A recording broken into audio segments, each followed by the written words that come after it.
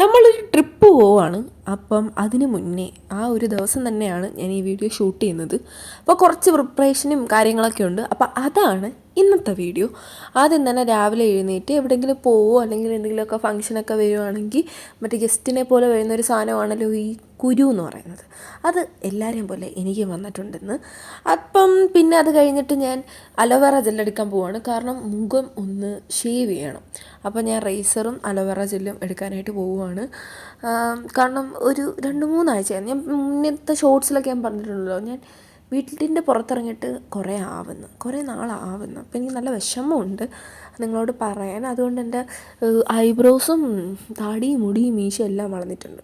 അപ്പോൾ രാവിലെ ഞാൻ വിറ്റാമിൻ സിയുടെ ഒരു ടാബ്ലറ്റും കഴിച്ചിട്ടിരിക്കാമെന്ന് വെച്ചാൽ അപ്പം ഇങ്ങനെ നാവിൽ നിന്ന് അരിഞ്ഞു പോകണത് അറിയാൻ പറ്റത്തില്ല. അങ്ങനെ അലോവേറ ജെല്ല് തേച്ച് ഷേവ് ചെയ്ത് തുടങ്ങിയപ്പോഴാണ് ബോയ്സിന് പോലും ഇത്രയും മീശയും താടിയും കാണുമെന്ന് എനിക്കൊരു ഡൗട്ടുണ്ട്. കാരണം ആ മാതിരി മീശയും താടിയായിരുന്നു എൻ്റെ. പിന്നെ അത് 2-3 താടിയൊക്കെ ഒരുമിച്ച് വളർന്നിരിക്കുന്നത്. അതായത് ഞാൻ ഇനി ഒരു മാസവും കൂടി മീൻസ് ഷേവ് ഇരുന്നിരുന്നെങ്കിൽ ചിലപ്പോൾ ഇത് വളർന്നങ്ങിറങ്ങിയേനെ ആ മാതിരി. പിന്നെ അത് എല്ലാം കഴിഞ്ഞിട്ട് ഞാൻ ഇപ്പം യൂസ് ചെയ്യുന്നതാണ് ആലം സ്റ്റോൺ. അതിനെ പറ്റിയിട്ടുള്ള വീഡിയോ ഞാൻ പിന്നെ ഇടാം, ഡീറ്റെയിൽ വീഡിയോ. അത് കഴിഞ്ഞിട്ട് കുറച്ച് കുക്കിംഗ് ചെയ്യാനുണ്ടായിരുന്നു. കുറച്ചല്ല, ഒരു സാധനം കുക്ക് ചെയ്യാനുണ്ടായിരുന്നു. അമ്മ കുറച്ച് ബിസി ആയിരുന്നു, അപ്പോൾ എൻ്റെ അടുത്ത് അത് ചെയ്യാൻ പറഞ്ഞു. പിന്നെ അതിന് വേണ്ടിയിട്ട് ഒരു ഗ്യാസിൽ പിന്നെ എനിക്ക് മറ്റേ ഐലൈനർ ജെല്ലുണ്ടല്ലോ, ഐബ്രോ ജെല്ല്, അത് ഒന്ന് കട്ട് ചെയ്യായി. അപ്പം അതൊന്ന് മെൽറ്റ് ആക്കാൻ വേണ്ടിയിട്ട് ഞാൻ ചൂടുവെള്ളത്തിലിടും.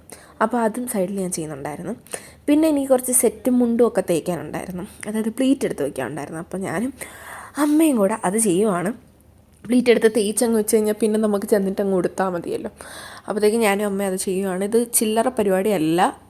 സാരി ഉടുക്കുന്ന അത്രയും ഇല്ലെന്ന് തോന്നുന്നു. സെറ്റും മുണ്ട് ജസ്റ്റ് മറ്റേ നമ്മളുടെ ഷോള് പോലെ വരുന്ന സാധനം ഉണ്ടല്ലോ, അത് ജസ്റ്റ് ഒന്ന് തേച്ച് വെച്ചാൽ മതി. അങ്ങനെ നമ്മൾ അത് ചെയ്ത് അമ്മ വെച്ചൊക്കെ നോക്കുവാണ്. സത്യം പറഞ്ഞു കഴിഞ്ഞാൽ എനിക്ക് എല്ലായിടത്തും പോകാനൊക്കെ ഇഷ്ടമാണ്. പക്ഷേ അതിന് മുന്നേ ഉള്ള കുറച്ച് പ്രിപ്പറേഷനും ഈ ട്രിപ്പ് കഴിഞ്ഞിട്ട് വന്നിട്ടുള്ള പരിപാടികളും ഉണ്ടല്ലോ, അതാണ് വലിയ ബുദ്ധിമുട്ട്.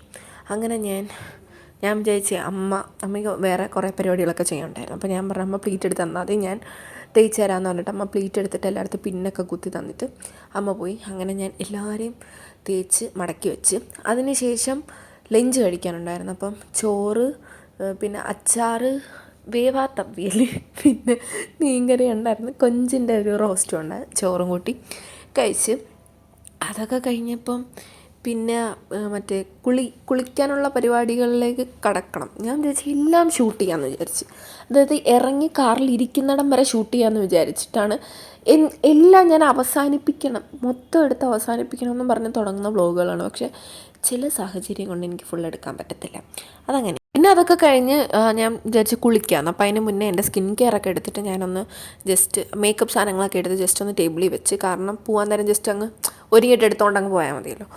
അങ്ങനെയൊക്കെ ഇരുന്ന് ഞാൻ പോയി കാലിലെ നെയിൽ പോളിഷ് ഉണ്ടായിരുന്നു, അത് റിമൂവ് ചെയ്ത് കയ്യിലെ നെയിൽ പോളിഷൊക്കെ അടിച്ച് കുളിച്ച് പിന്നെ അങ്ങോട്ട് ബഹളമായിരുന്നു. പിന്നെ ഒന്നും ഷൂട്ട് ചെയ്യാനായിട്ട് പറ്റിയില്ല.